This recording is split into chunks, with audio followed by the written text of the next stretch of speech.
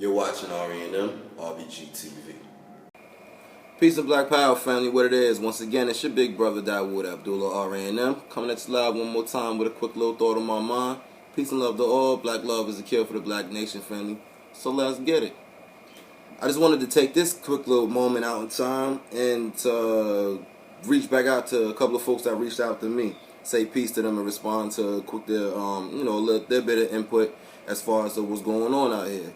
So, shout outs to Sister Janae Coley and Sister Fatima Melanin Queen from our Facebook page. I just wanted to shout y'all out real quick. Peace and Black Power, sisters. Again, the might of the nation rests within the women. So I appreciate your bold stance on, your input and your views. And their questions go as follows. Well, first and foremost, I put a post up, reaching out to the fam at large, just asking you a couple of ideas and your input and your feedback on some of the things that y'all see out, in our day-to-days and wherever we may be at in life. You know what I'm saying?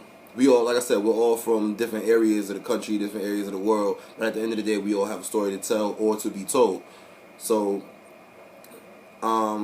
Sister Janae's asking, basically asking for me to talk about why folks want to embrace their blackness. And Sister Fatima is asking, why do black people, or so many black people, celebrate white European holidays? So I wanted to take that time out and attempt to answer both of those questions in this one particular video. Okay, first and foremost, I'm going to answer both of those questions, with one word, or a phrase rather. And that phrase is going to be generational curses. And then today, they've been transitioned or transformed into traditions. Now, traditions, they carry values, they carry some sort of moral input, yada, yada, yada, yada, yada. Which is good if you have the right mind and the right understanding and the right foundation to which you're actually living that tradition out.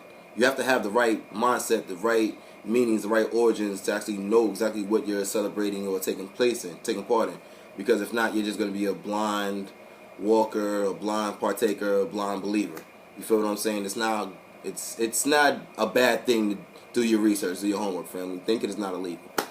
Now, a lot of times, our people, in our day-to-days, in our society in which we live in, they are afraid to embrace their blackness based on their, based on their reactions on their day-to-day from the rest of society. Society, by way of media, radio, TV, internet, magazines, this person, that person, just regular ass conversations you have on your day-to-day with folks.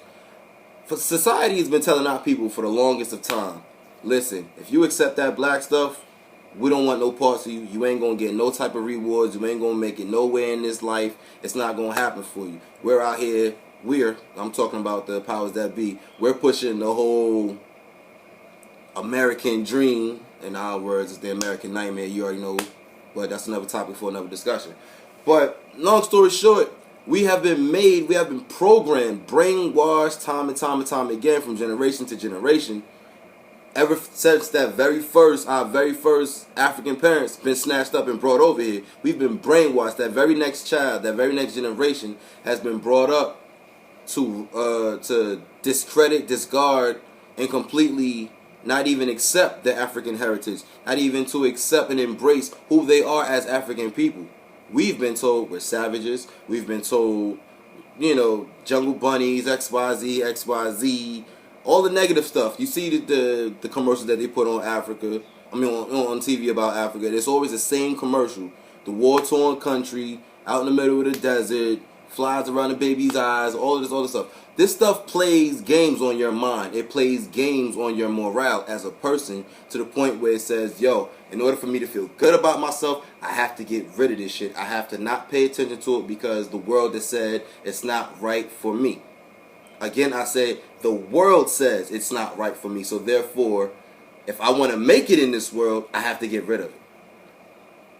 So it becomes a fear factor. It becomes an integrity factor. Folks don't want to take that gut check and say, you know what? I'm going to be me for who I am. And that's that. And nobody can tell you no difference. Now watch how they lie to you and tell you the truth at the same time. You know the phrase African American, right? First and foremost, I laugh at that, but that's my personal belief, because you can either be either or. Now, with that being said, just because your geographical location changes does not change what flows through your veins. I repeat, just because your geographical location may change, that does not change what flows through your veins. You are African people, family. You need to learn to embrace that. Wake up to the realization of who you are, with the greatness that you come from, and the greatness that you have the potential of regaining. If, I repeat, if that's your mission, if that's what you really want, if you're not comfortable. But if you're comfortable, then, hey, disregard this whole part of this video and keep it moving. Now, the second part of the question, or the second question from Sister Fatima, she's asking, why do so many of our people engage and participate in European holidays? Again, I state, generational curses, traditions. For some odd reason, these different so-called holidays, once again, they play on your mind, they play on your morale. You get a sort of feeling or sort of enjoyment from them. For example, one of the biggest ones, Christmas. Everybody loves Christmas, right? The gift giving, family time, and all this other stuff. Okay, cool. Okay, cool. I can understand that. But if you're going to do it under that particular banner or that title, why not take the time out to study where the origins of that banner or title comes from and what it necessarily truly represents versus that the enjoyment that you get out of it. Again, there's nothing wrong with the enjoyment, but you have to take the time and really get to the bottom of this stuff to know what's what for what. You feel what I'm saying? So, again, a lot of our people, they do it for the enjoyment factor. Now, there's nothing wrong. Again, we can get together. We can, listen, if y'all want to barbecue, do all that good stuff, you know what I'm saying, play the music, get the family, get the dominoes. Hey, family, I'm all for it. Let's do it. But doesn't necessarily have to be under these particular titles. Why can't we establish our own holidays and enjoyment and relaxing days or whatever for ourselves? Something that is attributed to us, because not for nothing, every holiday from 4th of July, Christmas, Easter, it all has a political agenda behind it, whether it's a religious agenda or it's a social agenda behind it as well. It plays games on your mind because your mind reacts to the enjoyment that you get out of it. But again, forget the enjoyment part, at least for this, for right now. And it's time to really wake your mind up to what this stuff really represents. What was their purpose of having us celebrate these different things? What does it do for us now? What will it do for us in the future? If none of those questions can be answered with clarity, full conviction, then our family, it's time to let it go. Period.